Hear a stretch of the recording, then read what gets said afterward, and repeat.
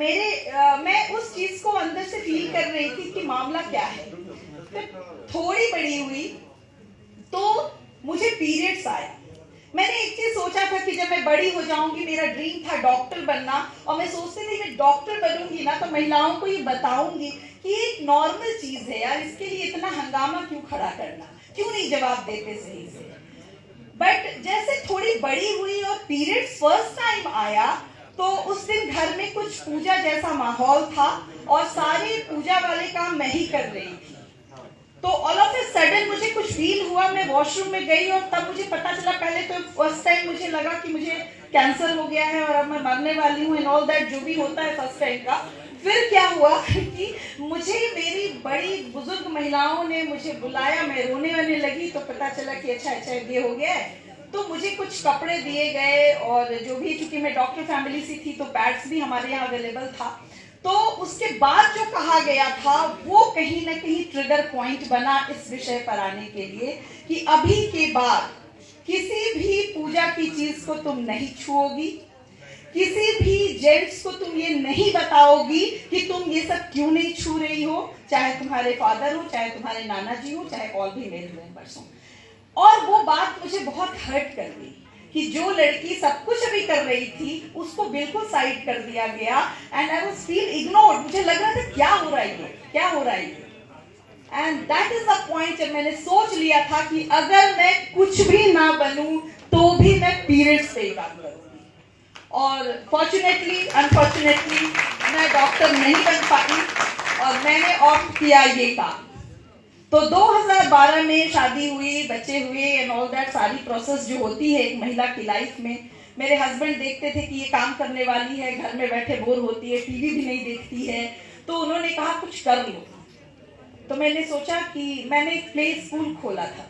मैं और मेरी फ्रेंड पल्लवी सिन्हा, हम दोनों फाउंडर हैं आज नवस्तित्व फाउंडेशन के। हमने एक प्ले स्कूल खोला and we moved to educate underprivileged women's and girls. हमने कहा कि हम उनको भी पढ़ाएंगे।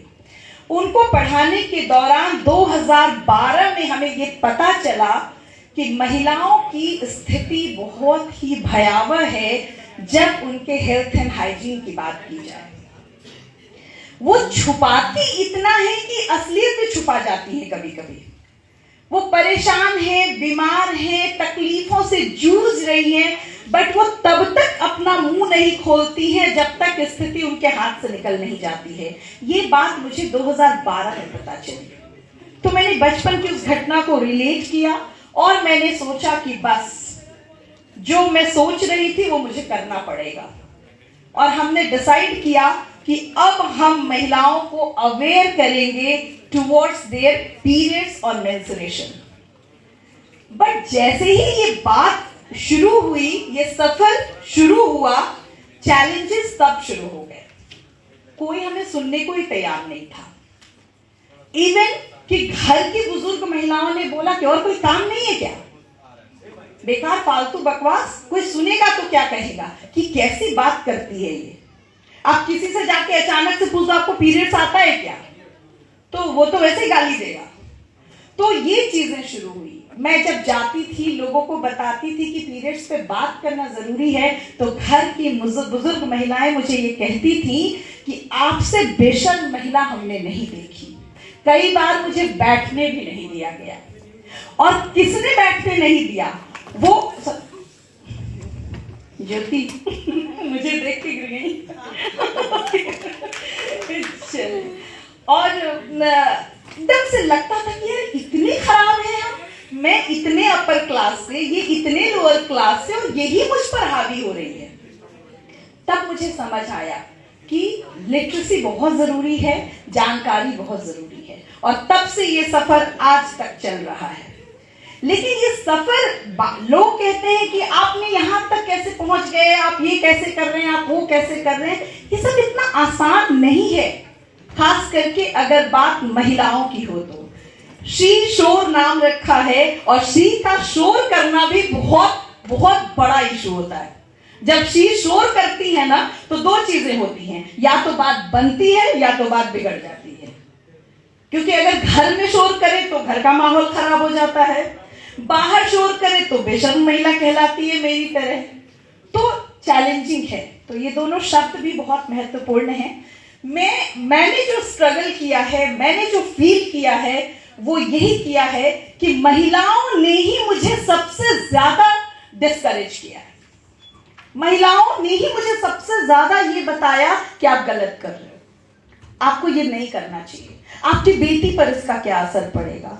और फॉर्चुनेटली आज इस जगह मेरी बेटी बैठी हुई है और वो बहुत प्राउड फील करती है कि मेरी मम्मा पीरियड्स पे बात करती है। तो समय बदलता है, लोग बदलते हैं, चीजें भी बदलती हैं, लेकिन मैं यहाँ उन सभी लड़कों को, और एक चीज बहुत अच्छा है, यंग जेनरेशन जो है ना, अमेजिंग है, अमेजिंग है। आप अपने लिए तालियां बजाइए।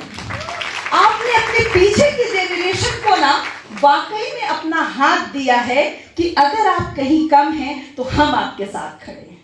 और मुझे ये मतलब मैं बहुत फॉर्चुनेट फील करती हूँ कि इस यंग जेनरेशन ने मुझे बहुत रिस्पेक्ट दिया है एक ऐसे विषय पर काम करने के लिए जहां कोई मुंह भी नहीं खोलता था।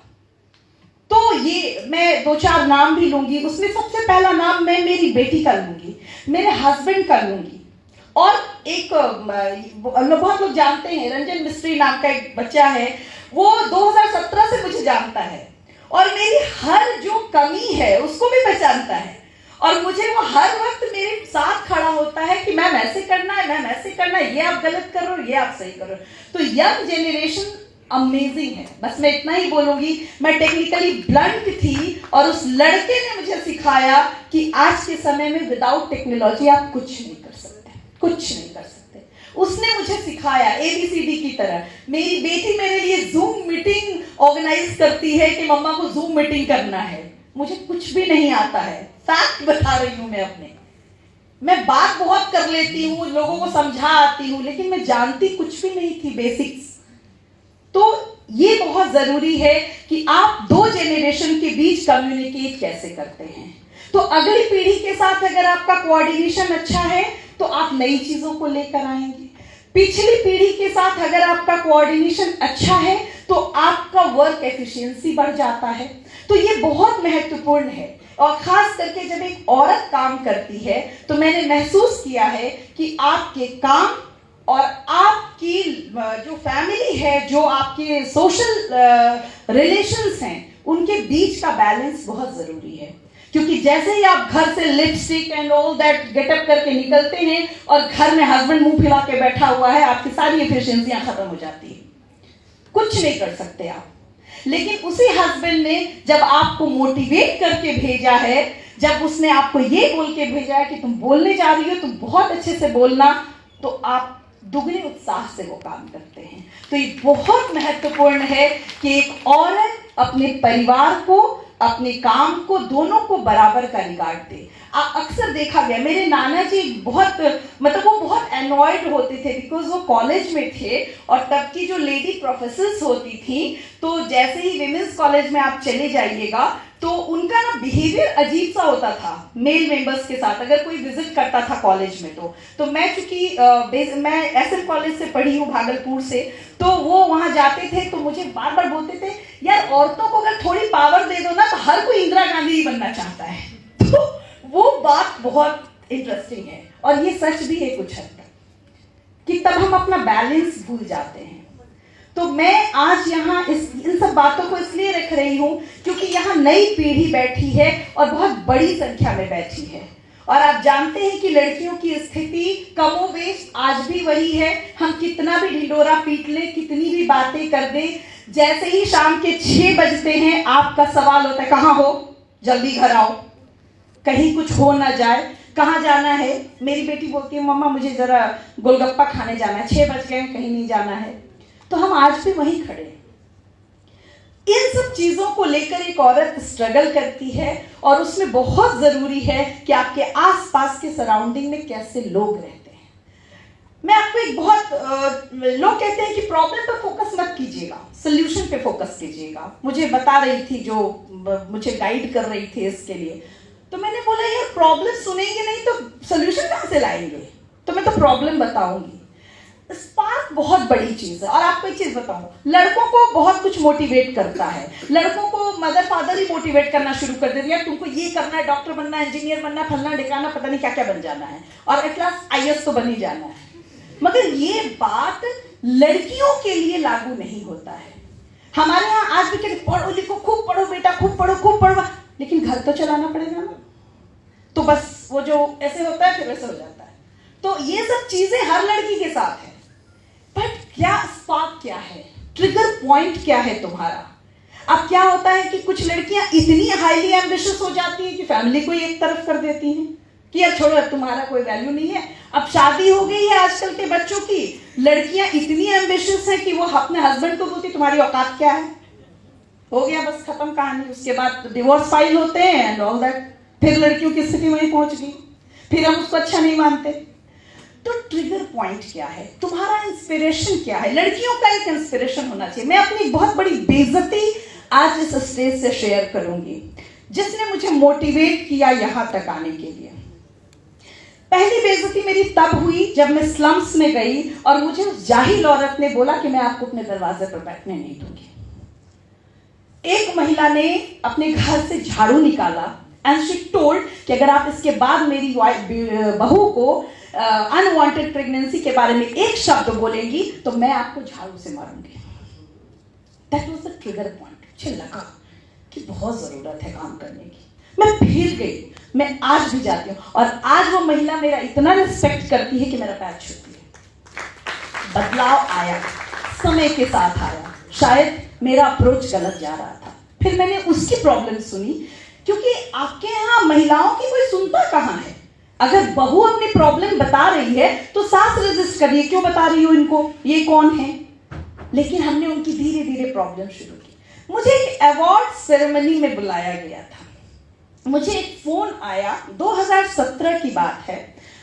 मुझे कहा गया कि मैडम आप बहुत अमेजिंग काम कर रही हैं, हम आपको अवार्ड देना चाहते हैं।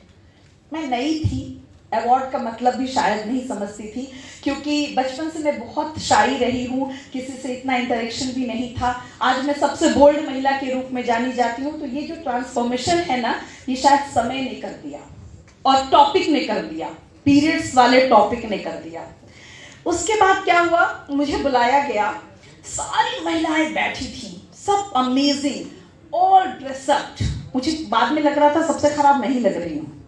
तो वो जब अवार्ड सेरेमनी चल रहा था तो मैंने अपनी बगल वाली महिला को बोला कि प्लीज जब ये मुझे बुलाएंगे ना तो आप मेरा फोटो ले लीजिएगा। शायद वो मेरा पहला अवार्ड रहा होगा। प्रोग्राम्स खत्म होने लगे, लास्ट हो गया and they didn't call me.